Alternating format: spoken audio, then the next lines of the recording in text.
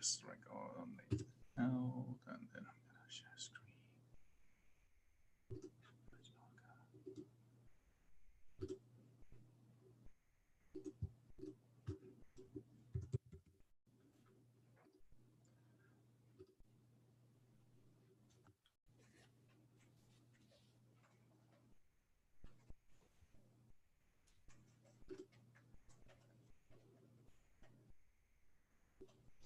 Hey everyone, it's Bernrado here. Thank you so much for joining me. Just literally, we're going to go on Facebook Live and ready to go. Very excited to have a chat with Dave Meltzer, the man, the legend.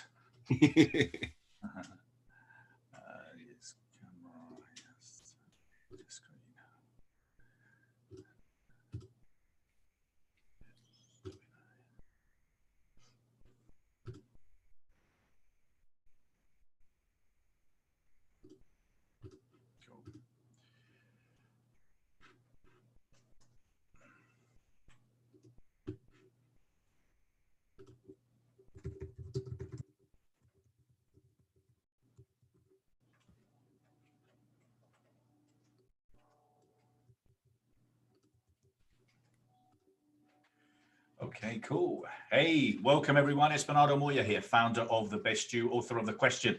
And I'm very excited to have my friend Dave Meltzer here today. He is, well, he's a legend. This is a word that's used very, very, I don't know, people use it very comfortably. And it's not fair to use it because I think it's only really for people that can walk their talk. So Dave is the CEO of Sports One Marketing. He's one of the world's leading sports and entertainment marketing agencies, which he co-founded with Hall of Fame quarterback Warren Moon. Prior to Sports One, he was a CEO of the world's first smartphone, PCE phone, and later became a CEO of the world's most notable sports agency, Leigh Sports and Entertainment. He's an award-winning humanitarian and international keynote speaker, best-selling author, chairman of the Unstoppable Foundation, and he's profiled by national publications such as Entrepreneur, Forbes, SPN, Bloomberg, CNC, Yahoo, and so on. Dave, thank you so much for being here. Thank you. It's a pleasure. And I am a legend in my own mind. That's good enough for me. Hey, listen, you are. No, listen, thank you so much for being here. I know we caught up briefly last week, and I just wanted to obviously have this opportunity to to connect and obviously get my community, the tribe, the best you, to kind of get to know you, because I have a lot of people that are coaches, trainers, therapists, marketers who really want to stand out in this industry, and you have a phenomenal kind of track record. But I wanted to start a little bit earlier. Just want to go briefly through your early years. Okay, were you a good student, Dave? Were you a good student, and what did you study? I was blessed to be a good student. My siblings were exceptional students, so they went to Harvard, Penn, Columbia, summa cum laude. I got 1B in high school, but I would have to say that I wasn't a good student because it was easy for me, and I didn't have the consistent, persistent pursuit of my potential of being a student till much later on in my career. And you studied law, and you were very good at it. You obviously became a very well-known litigator, and you also obviously you started selling software, didn't you, online or legal stuff? Yeah, I was one of the crucial moments of my life. And the reason I say that is because I learned a valuable lesson twofold. One, just because someone loves you doesn't mean they give you good advice. And two, vote for what you want in your life. When I graduated law school, I wanted to be rich, to buy my mom a house and a car. We grew up very poor, 6 kids, single mom. And I had 2 job offers, one to be an oil and gas litigator, and the other to sell legal research online in 1992. So this is very early internet. Very few people even knew really what the internet was or how it was going to work. My mom actually told me the internet was a fad and that I should be a real lawyer. But that's where those 2 lessons that really have changed my life is, one, I'm very grateful for everyone that gives me advice, but I take it as a handful of sand and allow the bad advice to fall through and hold on to the good advice. I find people that sit in the situation that I want to be in to give me advice. And then 2, and most importantly, vote for what you want in your life. So many people, they fall within the context of being a quitter, and they don't see it as quitting. because they start pursuing things that other people want for them, and then they resent those people when they get it. I have learned to take all my own values into consideration, listening to the advice of others, but then ultimately voting for what I want. But it seems to me, in a way, and correct me if I'm wrong, like I'm not saying you had two lives, but because obviously a lot of what you've learned is part of who you are today, but you had a completely different life to what you have today, you know, where from what I gather, and the position you had was a position of responsibility and stress and having a challenging life as well, because life threw things at you. Yeah, you know, it's interesting. The transition of my life has always revolved around my relationship with money. And so my dad left at 5, and everything was defined by how poor I was, living in a world of not enough, and that everyone was better than me. And I had to prove that I was equal to or better than them by how much money I could make. Then I was a millionaire 9 months out of law school, working in the internet, and a multimillionaire by 30. And then I lived in this other world, again, of a world just for me, a world of just enough. And I had everything I ever dreamed of. And at that time in my life, I believe that money bought happiness and love. And then the most recent shift in the paradigm, the last 13 years, I ended up losing everything, over $100 million, and learning that money doesn't buy love or happiness, but it's super important. It allows me to shop. And so I started looking and seeing how much value I could provide, how much room I could make so that everything comes through me in a world of more than enough. And I've been able to make a lot of money, help a lot of people, and have a lot of fun these last 13 years. So I went from a world of not enough to the world of just enough to now a lifetime of more than enough. Even sitting here in my closet, I feel as if I'm in the middle of a miracle, even though we have compressed times of uncertainty and accelerated change. I've never been more excited, positive, and happy. And because I have the capability to help other people and provide value, knowing that everything will come through me for others. And I was thinking, for those that maybe haven't got anything or are losing whatever they had, which might, you know, be a small amount in comparison, I suppose, at the end of the day, is it a similar kind of stress to lose 100 million or lose $10,000? You know, it's so interesting because I was so prepared to lose my money, and people are like, what are you talking about? I actually bottomed out 2 years before I lost everything. And, you know, several different things happened in my life. One, my father sent me a jacket at 30 years old. I hadn't talking to him almost in 20 years because he had told me that he didn't believe in birthdays. And now for my 30th birthday, he gives me a jacket that ends up having the insides torn out, no pockets. And so when I called him to ask him what he was doing, he said the jacket was to remind me I was just like him. And I was furious. I said, I'm nothing like you. You're a liar, a cheater, a manipulator, overseller, and a back-end seller. 6 years later, my best friend tells me I'm running Leigh Steinberg. Most people know him from the movie Jerry Maguire. They had based the movie off of our firm. And my best friend wouldn't hang out with me. And I asked him why. I said, we can go to the Super Bowl, the Pro Bowl. We can hang out with all these Hall of Famers. Why don't you hang out with me? He goes, I don't like who you hang out with. And I said to him, well, I'm not like those guys. And he said, you can lie to me, but don't lie to yourself. Mm-hmm. I went home crying that day. And this is 2 years before I lost everything in 2006. Just 2 weeks later, my life changed. When I came home, I went to the Grammy Awards with a rapper named Little John, who's become really famous since 2006. But I came home intoxicated and high, and, you know, in this different world, as you said, a world just for me, just enough for me. And I was so surprised when my wife told me she wasn't happy. She actually told me to take stock in who I was and who I want to become, or she would leave me.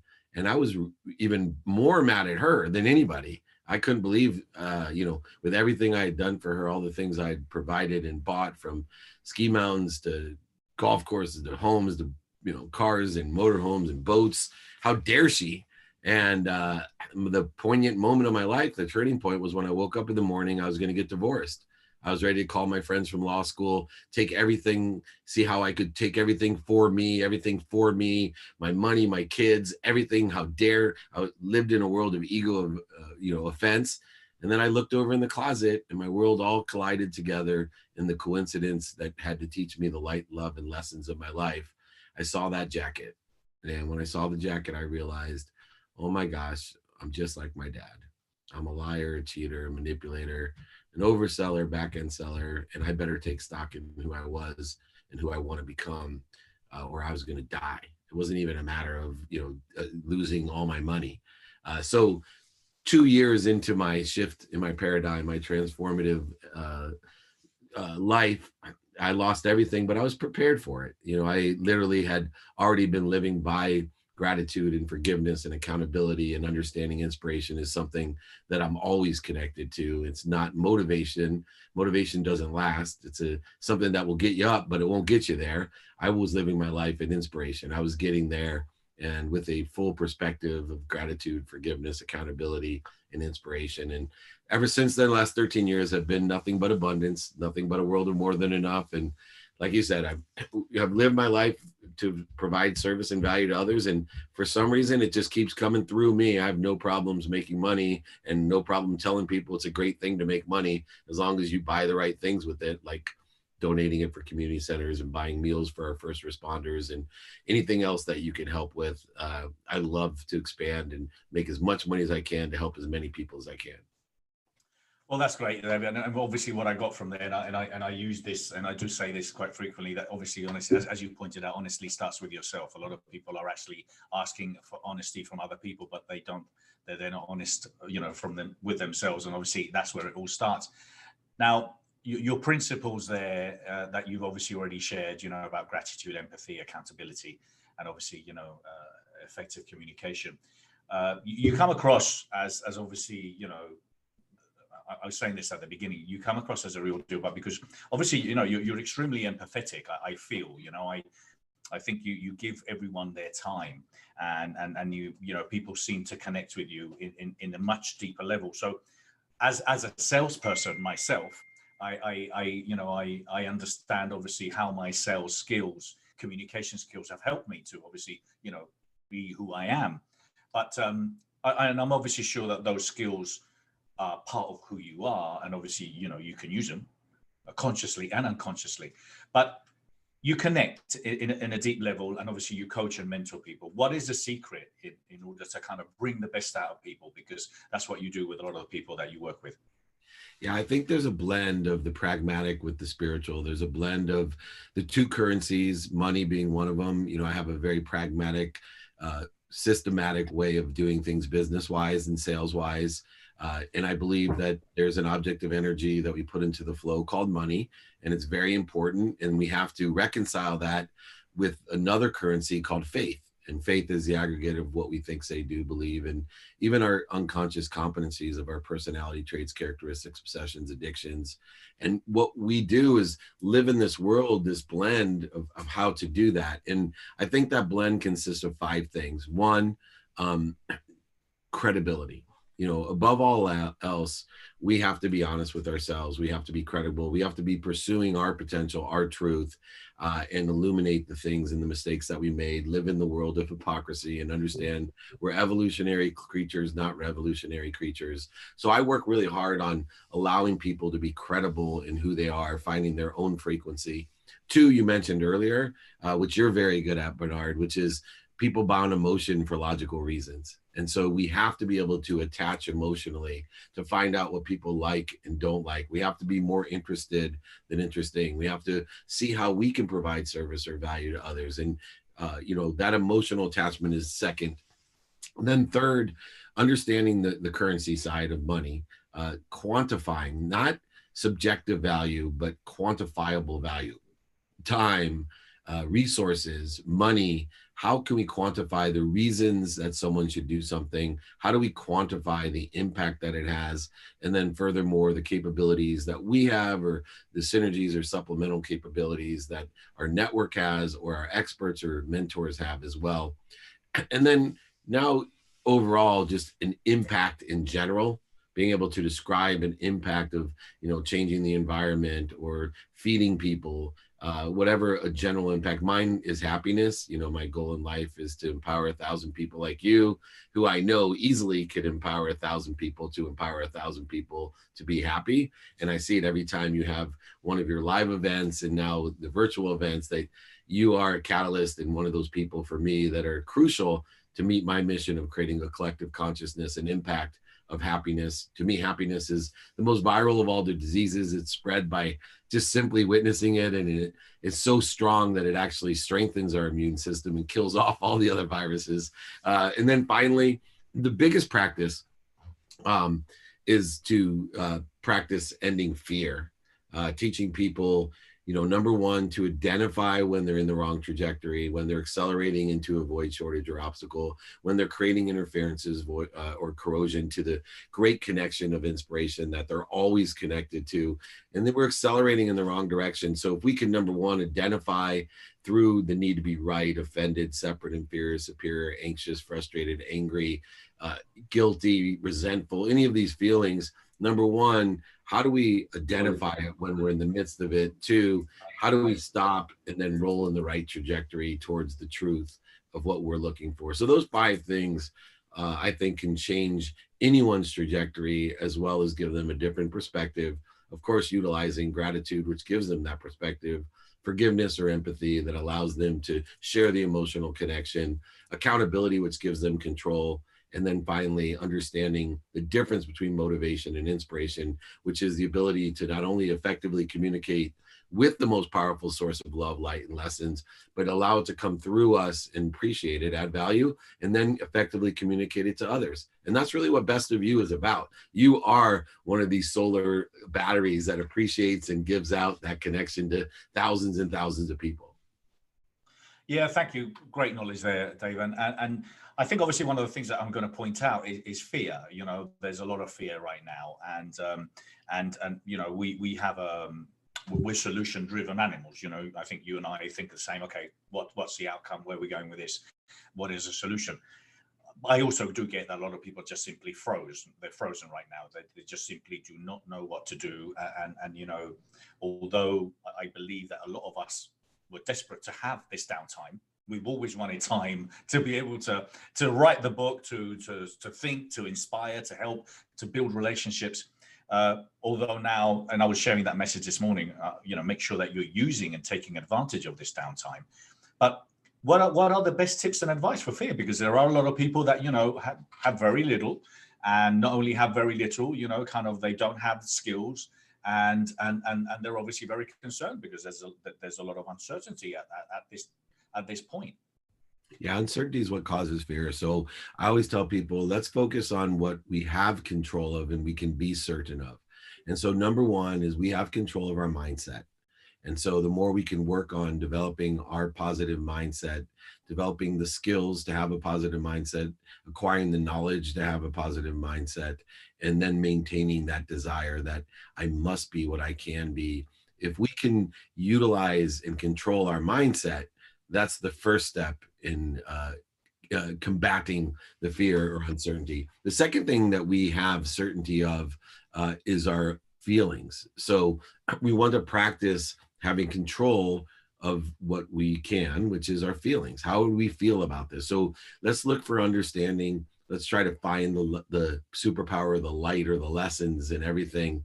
But we can control our mindset. We can control our feelings. The third one is really important. Normally, I tell people you can control what you say. No attacking thoughts, judgments, or conditions. If we have no attacking thoughts or words, we'll receive none. But today, it's even more important we control what we hear. We are inundated with negative energy, with false information, unstable data. It's absolutely essential that you have stable data. There's certain information that everyone needs for their personal and professional safety and growth, but you should control that.